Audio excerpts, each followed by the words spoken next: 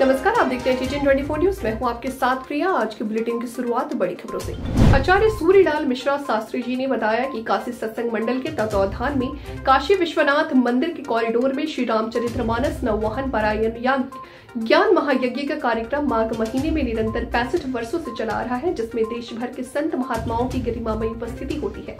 9 दिनों तक विश्व शांति हेतु अनवरत महायज्ञ का आयोजन भी होता है और 111 भूदेवों द्वारा मानस पाठ किया जाता है। 27 जनवरी को सायं 4 बजे कैथी आश्रम में श्री राम दरबार की मूर्ति काशी विश्वनाथ मंदिर के कॉरिडोर में आएगी। 28 जनवरी प्रातः 8:30 बजे श्रृंगार गौरी के दर्शन पूजन के बाद नंद जी का पूजन होगा। 29 जनवरी प्रातः 12 बजे श्री राम जन्मोत्सव धूमधाम से मनाया जाएगा।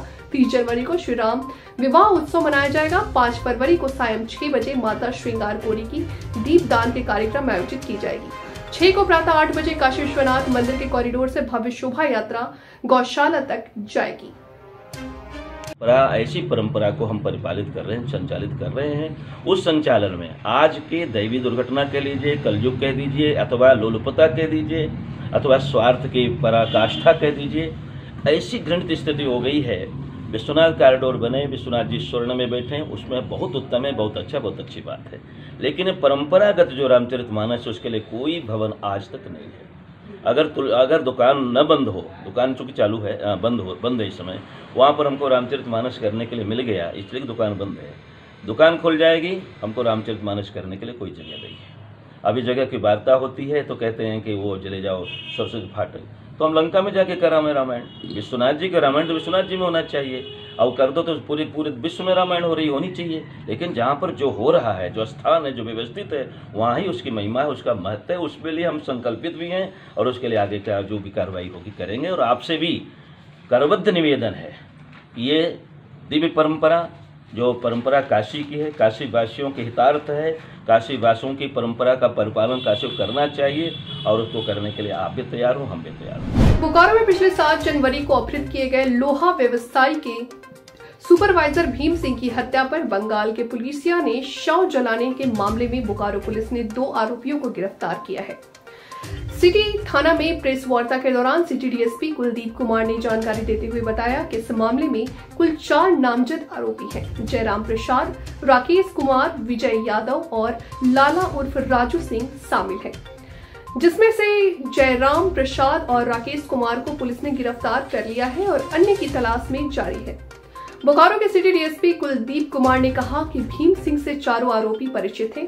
ऐसे में पहले सभी ने राम मंदिर के पास शराब दुकान से सभी ने दोपहर को शराब खरीदी और फिर शराब पिया। इसी दौरान आपस में बहसबाजी हुई और भीम सिंह को सभी ने मारना पीटना शुरू किया, जिसके बाद एक अपराधी ने जयराम को फोन किया, जिसके बाद जयराम अपनी गाड़ी से वहां पहुंचा, जिसके बाद सभी आरोपियों ने भीम सिंह को गाड़ी में बैठाकर मारते पीटते घंटों इधर उधर सिटी में घूमता रहा।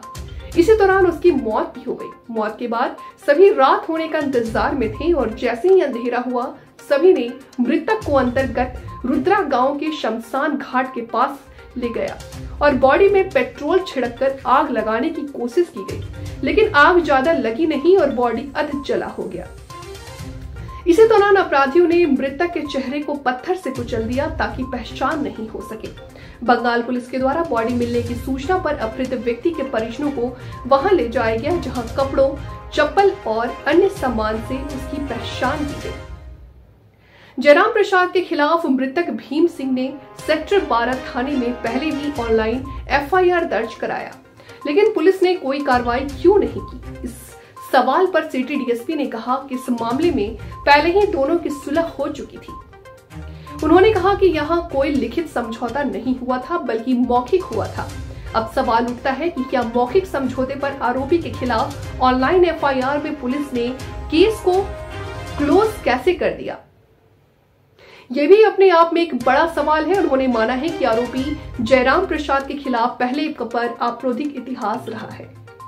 ये लोग ले गए, लगभग आधा घंटा 45 मिनट तक शहर में रहे, उसके बाद फिर यहाँ से ले गए। उस समय उसकी हालत ठीक थी, जैसा कि इन्होंने कन्फेस किया है, लेकिन जब गाड़ी में उसकी मारपीट हुई तो वो फिर अचेत अवस्था में आ गया।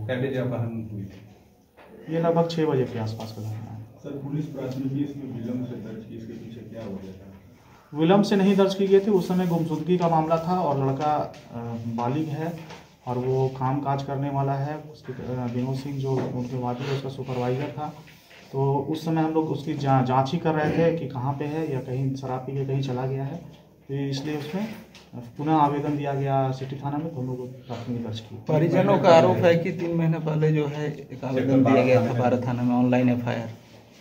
ऑनलाइन एफआईआर की बात आई थी। ऑनलाइन एफआईआर का प्रॉपर जांच हुआ। जांच होने के बाद ऑनलाइन एफआईआर की प्रोसेस है कि उसमें जो ऑनलाइन एफआईआर करते हैं उनसे पहले पूछताछ की जाती है कि उसमें क्या कार्रवाई करनी है। तो उसमें भीम सिंह के द्वारा खुद बताया गया था कि इसमें हमें कोई कार्रवाई नहीं करना है। जयराम के साथ हम लोग रहते हैं, मेरा ही दोस्त है, और अभी हम लोग में कोई किसी प्रकार की खटास नहीं है और हम लोग कुछ कार्रवाई नहीं चाहते। लिखित दिया था कि मौखिक? ये जांच के दौरान पूछताछ में ही बताया गया था। तो पूछताछ मैंने जो बोला था कि छोड़ दीजिए इसको। हाँ, पूछताछ के दौरान उसने किसी प्रकार का शिकायत पुनः नहीं किया। पुलिस कितनी लापरवाह बनी रही इस मामले में? लापरवाही का कोई मामला नहीं है, या प्राथमिकी दर्ज की गई है। प्राथमिकी के बाद त्वरित कार्रवाई की जाएगी। अन्य अपराधियों के प्रति हम लोग सजग हैं और कहाँ पे हैं वो हम लोग पता कर रहे हैं और हम लोग जल्द गिरफ्तारी करेंगे। और कितने अपराधी हैं इसमें 2 प्राथमिकी अभियुक्त है, अन्य का संलिप्तता के बारे में भी जांच की जा रही है। इनके खिलाफ पहले भी कोई अपराध? जयराम प्रसाद पूर्व से ही इसका आपराधिक इतिहास रहा है और यहाँ 4 अपराध के अभी कांड के संबंध में उल्लेख हम लोग प्रेस विज्ञप्ति में किए हैं। जेल तोड़ के, हाजत तोड़ के भी भागने में वो शामिल है। इस संबंध में भी हम लोग और भी कोई आपराधिक इतिहास रहा है तो हम लोग भी करेंगे। फर्रुखाबाद जिलाधिकारी संजय कुमार सिंह ने कमलागंज विकासखंड के भोजपुर ग्राम पंचायत में चौपाल लगाकर सुनी ग्रामीणों की समस्याएं और कुछ समस्याओं का समाधान भी किया। खंड विकास अधिकारी आलोक कुमार आर्य ने बताया कि जिस तरह सरकार द्वारा निर्देशित किया गया है कि उसी आधार पर गांव-गांव पहुंचकर समस्याओं का निस्तारण करने हेतु सभी अधिकारी लामबंद है। जिस तरह चौपाल के दौरान भीड़ तथा अफरा तफरी का माहौल देखने को मिल रहा था, इस पर पत्रकार द्वारा सवाल पूछने पर खंड विकास अधिकारी ने बताया कि शिकायतें कम थी, लोगों की मांग अधिकतर थी। कुछ ग्रामीणों ने आवास की समस्या, कुछ ग्रामीणों ने शौचालय की समस्या को लेकर जिलाधिकारी महोदय से अपनी बात कही। इसी के चलते जिलाधिकारी ने ठोस आश्वासन देते हुए कहा कि मैंने विभागीय अधिकारियों को निर्देशित कर दिया है, समस्याओं का जल्द से जल्द निस्तारण किया जाएगा। सर, ग्राम पंचायत भोजपुर में आज जिलाधिकारी महोदय द्वारा चौपाल लगाई गई थी, तो क्या मेन उद्देश्य था इसका? ग्राम चौपाल का ये उद्देश्य है कि शासन प्रशासन गांव में जाए और लोगों की समस्याओं को सुने और उन समस्याओं का तत्काल निराकरण करे। तो सर, उसमें एक चौपाल में कि गांव की समस्या और गांव में समाधान, तो इस दौरान क्या कुछ समस्याओं का समाधान भी हुआ है वहाँ पे? हाँ, वहाँ पर ज़्यादातर शिकायतें नहीं थी जी। ज़्यादातर लोगों की मांग थी, शौचालय आधारित मांग थी, आवास आधारित मांग थी जी। और जो है रेवेन्यू से रिलेटेड कुछ मांग थी, उनकी शिकायतें भी थी। तो उन सबका वहाँ पर संबंधित अधिकारियों द्वारा नोट किया गया। चौपाल के बाद उनका निस्तारण किया गया। इसके अलावा सर कहीं और प्रोग्राम लगा हुआ था?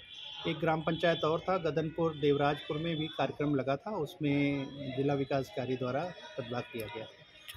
ठीक सर, आपका परिचय जानना चाहेंगे पहले? मैं प्रधान भोजपुर भुवन चंद बर्तरिया जी। सर, ग्राम पंचायत भोजपुर में आज जिलाधिकारी महोदय द्वारा चौपाल लगाई गई थी जी हाँ। तो ये किस तरह का कार्यक्रम था, क्या था मामला? ये ग्राम में समस्याओं का सुनने का और उसका समाधान करने का जी के लिए यहाँ पे ये चौपाल लगाई गई थी। मतलब ये चौपाल के माने ये है कि गांव की समस्या गांव में समाधान। जी हाँ। तो आपके हिसाब से कितनी समस्याएं आई होंगी? 1-2 समस्याएं थी। अच्छा, कोई ऐसी समस्या नहीं आई सामने। जिलाधिकारी महोदय ने कोई आश्वासन दिया कुछ समस्या का समाधान करने के लिए? जी हाँ, वो लेखपाल साहब को जी निर्देशित कर गए हैं और जिस विभाग की समस्या थी उस विभाग के लिए निर्देशित कर गए कि समस्या जल्दी से समस्या का निराकरण कर दिया जाए। अच्छा प्रधान जी, चौपाल के दौरान बड़ा गहमा गहमी में बड़ा भीड़ रही और शिकायतें ज़्यादातर महिलाएं और मतलब पुरुष करते रहे जिलाधिकारी महोदय से, क्या ऐसा मामला है?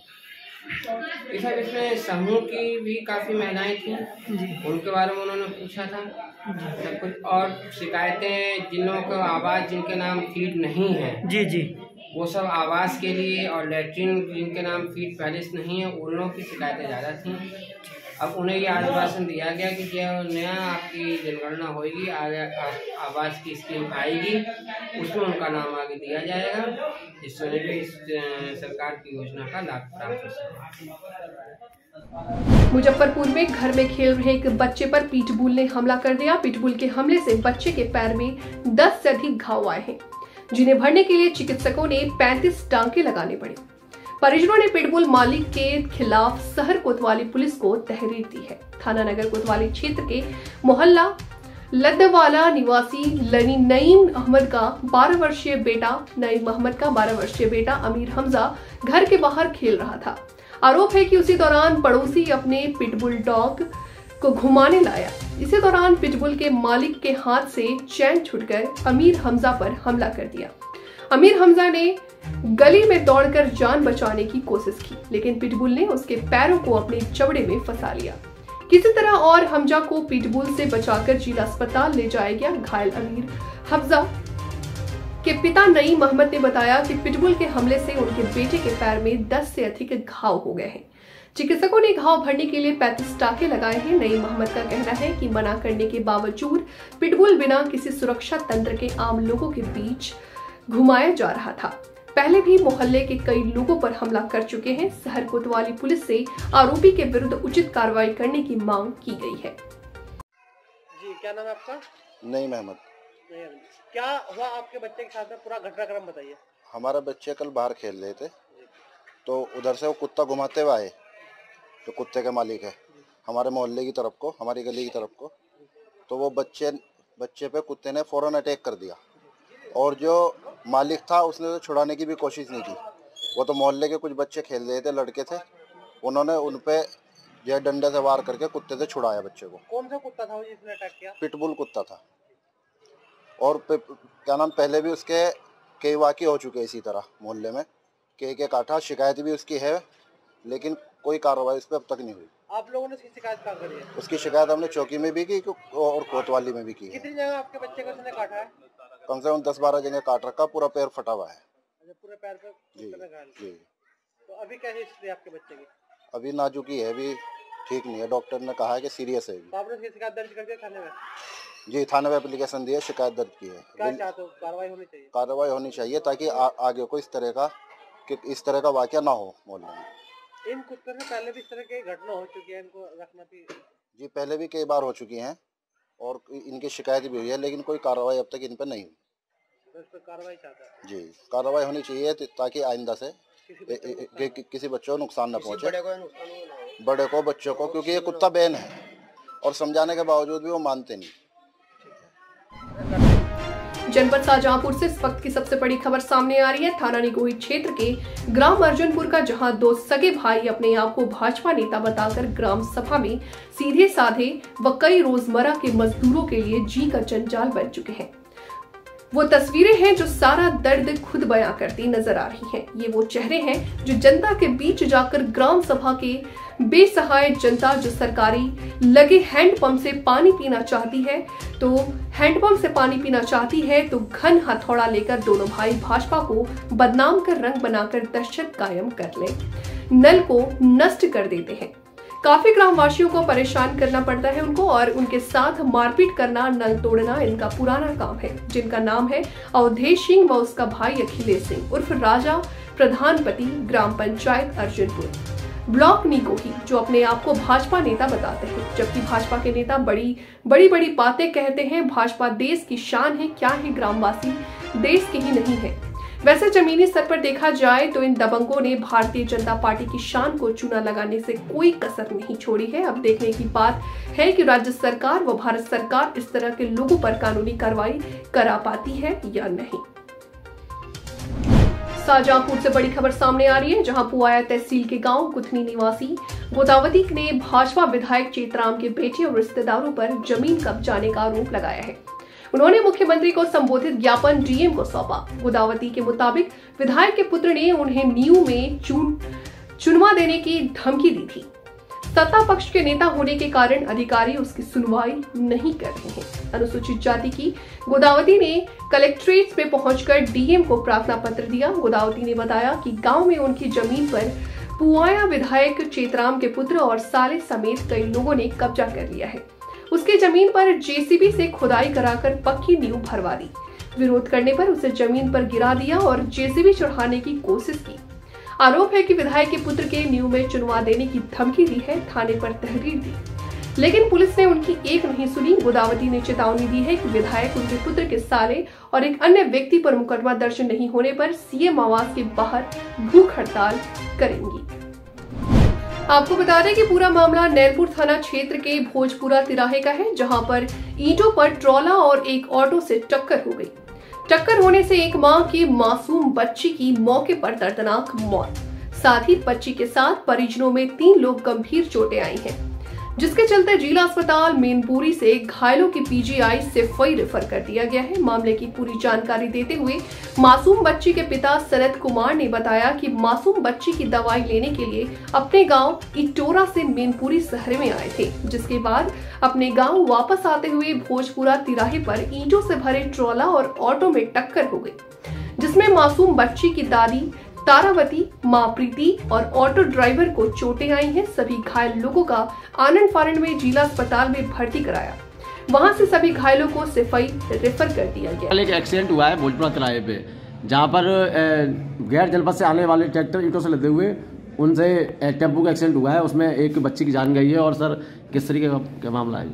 जैसा कि संज्ञान में आया है कि कुशवाड़ा मोड़ पर ईंटों से लदे ट्रैक्टर खड़े रहते हैं, तो ये सड़क सुरक्षा की दृष्टि से बहुत ही निंदनीय घटना है। और इसमें देखा जाए तो ये जो गैर जनपद से ये ट्रैक्टर लाए जाते हैं, इनमें राजस्व की भी हानि हो रही है और ओवरलोड की भी शिकायत रहती है। और दूसरा, इनमें ये भी शिकायत है कुछ विदाउट डीएल भी पाए जाते हैं। तो हमने पिछले महीने भी कार्रवाई की थी, इन लोगों पर प्रवर्तन कार्रवाई हुई थी। कुछ ट्रैक्टर पुलिस लाइन में बंद किए गए थे। अभी इन लोगों की फिर से शिकायत आ रही है, तो अभी इन पर प्रवर्तन कार्रवाई की जाएगी और केवल परिवहन विभाग ही नहीं, पुलिस के साथ संयुक्त कार्रवाई की जाएगी, जिससे इन लोगों पर शिकंजा कसा जा सके। शरद कुमार जी यहाँ पे आए हैं पोस्टमार्टम गृह पे, क्या मामला है? मेरी बेटी का पोस्टमार्टम है। कैसे? अच्छा, बेटी को क्या हो गया? बेटी कैसे खत्म हुई? अरे वो कल शाम को बीमार थी, जो है उसके लिए टेम्पो किया था, तो मैनपुरी दिखाने आए हॉस्पिटल। दिखाने आ रहे थे वो टेम्पो में, रास्ते में दीवानी रोड पे ट्रैक्टर खड़े थे, तो ट्रैक्टरों में ही टेम्पो गिर गया। अच्छा, ट्रैक्टर में क्या लदा हुआ था? ईंटें लगी हुई। अच्छा, क्या बच्चे की घटना पे मौत हो गई? क्या बच्चे की घटना पे मौत हो गई। और घायल कितने लोग हैं? मम्मी हमारी जो वो घायल है, सब लगती है। मम्मी क्या नाम है? तारावती। अच्छा, और कौन कौन घायल है? और पत्नी भी है, वो हल्की बहुत है, मतलब ज़्यादा चोटें नहीं है। और टेम्पो ड्राइवर भी? टेम्पो ड्राइवर भी हल्का बहुत है, ज़्यादा नहीं। ठीक है, बोलो। रेलवे ने अतिक्रमण हटाओ अभियान के तहत बलिया सदर कोतवाली थाना क्षेत्र के काजीपुरा इलाके में कई सालों से रह रहे लोगों के मकानों पर बुलडोजर चलाकर रेलवे की जमीन को अतिक्रमण मुक्त कराया। हालांकि इस दौरान अतिक्रमण करने वालों में हड़कंप मच गया। अफरा तफरी के बीच घरों को तोड़ते हुए दिखे लोग, वहीं अपने सामान को घरों से बच्चे और बुजुर्ग निकालते रहे और दूसरी तरफ रेलवे का बुलडोजर एक एक अतिक्रमण हटाता रहा। रेलवे की जमीन पर कई सालों से रह रहे लोगों का कहना है कि अतिक्रमण हटाने की हमें नोटिस जरूर मिली, लेकिन हमारी कई पुश्तें यहाँ रह चुकी हैं, लिहाजा सरकार को हमारे रहने की व्यवस्था करनी चाहिए। हमारा नाम रामाशंकर राम है। कहाँ रहते थे आप? क्या हो रहा है? हम यहीं पर 3 पीढ़ी से आज गुजार रहे हैं। हमारा बाप भी गुजर गया, हमारा दादा भी गुजर गए, हम लोग भी यहाँ पर रहते हैं। रहना हम लोग का खाना पीना मुश्किल कर दिए हैं। क्या कर रहा है? रेलवे उजाड़ रही है, कह रही है कि तुम लोग जाओ यहाँ से, हटो। हम लोग कहाँ जाएं, किसके पास जाएं? तो हम लोग सरकार से अनुरोध है कि हम लोगों को कहीं जीने खाने का रास्ता दे, और नहीं तो हम लोग का जहर देकर मार दे। सीधी सवाल है, हम लोग नहीं जीना चाहते हैं ऐसे स्थिति में। किसी तरह हम लोग बाल बच्चे लेकर ठंडी में अपना गुजारा कर रहे हैं, बट बाल बच्चे लेकर कहाँ जाएंगे? हम कहाँ जाएंगे? किसके दरवाजे पर जाएंगे? हैं? कोई नहीं हम लोग का सुन रहा है। देश के प्रधानमंत्री नरेंद्र मोदी दिल्ली से वर्चुअल काशी से चलने वाली क्रूज के शुभारंभ करने के साथ ही बलिया के हुकुम छपरा में भी बलिया के बीजेपी सांसद वीरेंद्र सिंह मस्त ने भी सामुदायिक जेट्टी का उद्घाटन किया। वहीं सांसद वीरेंद्र सिंह मस्ती ने कहा कि प्रधानमंत्री जी ने काशी में इसका उद्घाटन किया, जो भारत का बदलता स्वरूप है। यह केवल आध्यात्मिक यात्रा ही नहीं, आर्थिक समृद्धि के मुकाम तक पहुंचने के लिए हिंदुस्तान के लगभग 6.5 लाख गांवों के किसान होंगे। यह योजना प्रधानमंत्री के प्रयासों से किसानों तक पहुंचेगा। ये नए भारत का बदलता स्वरूप है। इस योजना में नदी किनारे खेती करने वाले किसानों के फसल को लाभकारी कीमत मिलेगी। जी सांसद जी, अभी आप जेटी का उद्घाटन किया है, क्या कहना चाहेंगे आज? एक मिनट थोड़ा सुन लीजिए, हमसे पूछ रहे हैं, क्या पूछ रहे हैं? सर, अभी आप जेटी का उद्घाटन किए हैं, क्या कहना चाहेंगे इसको लेकर? प्रधानमंत्री जी ने दिल्ली से काशी से चलने वाली जो क्रूज है उसका शुभारंभ आज किया। ये नए भारत का बदलता स्वरूप, ये केवल आध्यात्मिक यात्रा नहीं है, आर्थिक समृद्धि का मुकाम तक पहुंचने के लिए हिंदुस्तान के 6.5 लाख गाँवों में रहने वाले किसानों की समृद्धि के लिए यह योजना और यह यात्रा मुकाम तक प्रधानमंत्री जी के प्रयास से जरूर पहुंचेगी। यह आज इसी का संकल्प हम लोगों ने यहाँ लिया है। जी, देखा जाए कि जिस तरीके से ये एक बेहतर कार्य हो रहा है और समाज में पर्यटक स्थल को भी इससे बढ़ावा मिलेगा और काफ़ी पर्यटक भी यहाँ पे आने की संभावना अब लग रहे हैं। लेकिन ऐसे में देखा जा रहा है कि अखिलेश यादव जी का बयान है कि इस कार्य से जो निषाद समाज है काफ़ी उनको नुकसान होगा, और इसको लेकर कहीं ना कहीं वो योगी सरकार को लेकर वो हमला कर रहे हैं और लगातार सवाल खड़े कर रहे हैं। क्या कहना चाहेंगे आप?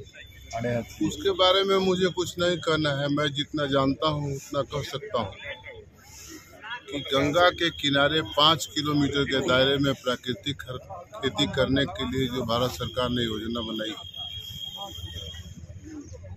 और उस योजना से जो किसान उत्पादन करेंगे उनकी लाभकारी कीमत मिलेगी। एक किसान होने के नाते जो मैं जितना जानता हूँ, किसान का उत्पादन बढ़ता है, उत्पादन की लाभकारी कीमत मिलती है, तभी किसान की समृद्धि हो सकती है। और प्रधानमंत्री जी ने इस पर पूरी तरह तन्मयता के साथ कार्य करना, और 2014 के बाद बदलते हुए भारत की तस्वीर दिख रही है। गांव में लोग इस बात को महसूस भी कर रहे हैं। आप भाजपा किसान मोर्चा के राष्ट्रीय अध्यक्ष भी रहे हैं। अभी 87 दिनों तक सांसद जी बक्सर में जो किसानों ने आंदोलन किया था, धरना प्रदर्शन किया था, बर्बरता पूर्वक पुलिस द्वारा उन लोगों पर लाठीचार्ज किया गया। इस पर आपका क्या कहना है? इस तरह के बर्बर प्रहार, बर्बरता के प्रदर्शन पुलिस के द्वारा नहीं होना चाहिए। पुलिस विवरण को मैं अभी जानकारी नहीं प्राप्त हुई। किसानों के जमीन पर वो परियोजना बन रही है, उनका उचित मुआवजा भी मिलना चाहिए। उसमें विकास के साथ विवेक का भी इस्तेमाल जरूर होना चाहिए। अभी कुछ दिन पहले सर बिहार के उच्च शिक्षा मंत्री ने रामचरितमानस को कूट यानी कि विद्रोह फैलाने वाला ग्रंथ बताया। इस पर आपका क्या कहें? वो क्या कह रहे हैं, जब उनका ज्ञान उतना ही तक है तो रामचरितमानस तो हिंदुस्तान के और हिंदुस्तान से बाहर भी जन जन तक पहुंचा है, तो उनको मैं ज्ञान देने के लिए अध्यापक बनने वाला नहीं। शरद यादव की मृत्यु हो गई, क्या कहना चाहेंगे उनके लिए? नहीं, शरद यादव की मृत्यु दुखद है। मैं उनकी स्मृति को प्रणाम करता हूं, और मेरे साथ वो सांसद रहे हैं। विचारों की विभिन्नता होते हुए भी शरद यादव एक प्रगतिशील सांसद थे, मैं इस बात को कह सकता हूँ। ठीक है।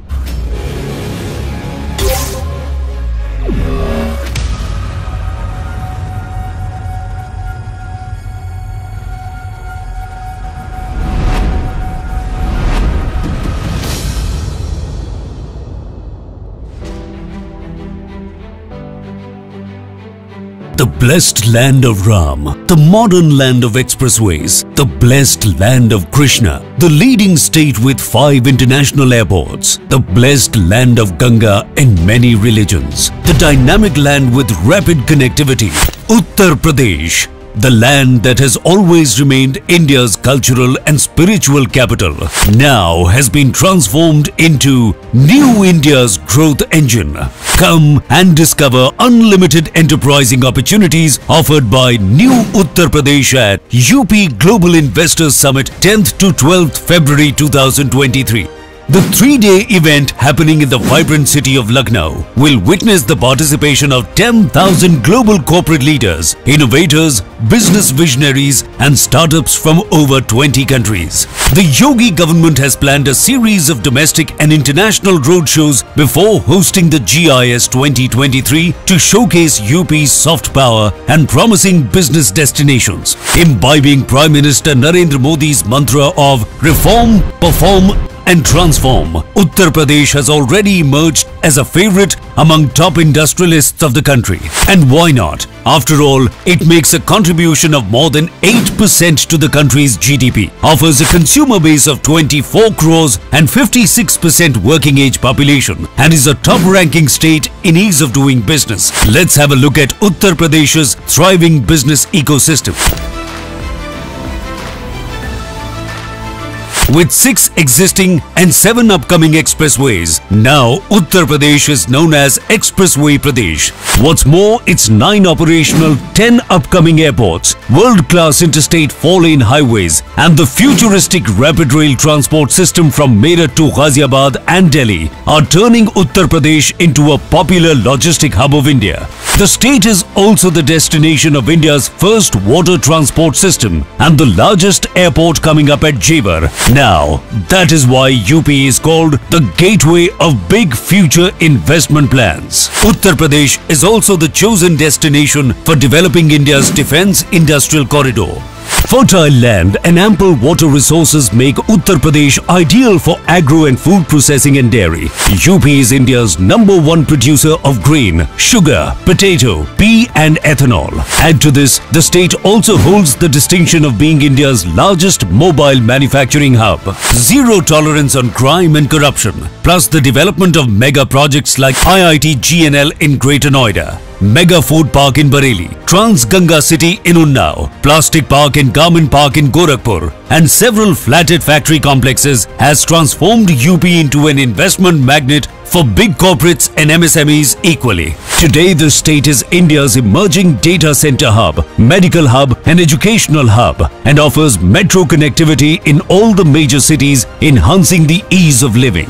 Such is the positive response to the plan of developing Film City in Noida that today Uttar Pradesh has turned into India's preferred shooting location. Another successful endeavor is the One District, One Product project, which now many other Indian states are following. No doubt, with 90 lakh MSMEs thriving dynamically, UP is the new MSME hub of India. So come and explore sector-specific industrial project, robust infrastructure and India's best industrial policies, all customized to expand your business. Inspired by PM Modi's dream of Digital India, UP's digital progress is remarkable. Here you can give your business the desired edge through single window portal for all application and approvals, online incentive management system OIMS for application of incentives, investors relationship management system for hand-holding support. All these investor-friendly initiatives have one goal: highlighting Uttar Pradesh on global platform and making it a $1 trillion economy. Come and enjoy a business ecosystem guided by the vision of Prime Minister Narendra Modi, strengthened by the leadership of Yogi Adityanath. Come, invest in Uttar Pradesh, New India's growth engine. फिलहाल वक्त हो चला एक छोटे से break का। जल्द हाजिर होंगे ब्रेक के बाद। तब तक के लिए आप बने रहे हमारे साथ। मुझे दीजिए इजाजत। नमस्कार।